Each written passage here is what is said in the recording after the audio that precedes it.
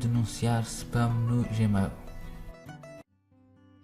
Olá, bem-vindos a mais um vídeo tutorial da RataDCC. Neste vídeo vamos aprender como denunciar spam no Gmail. Nota, estamos com o Gmail aberto e com a nossa sessão iniciada. Clicamos em Selecione. De seguida, na barra de ferramentas, clicamos em Denunciar spam. Em caso de engano, no painel de caixas de correio, clicamos em Mais. Usar a roda do rato ou a barra lateral.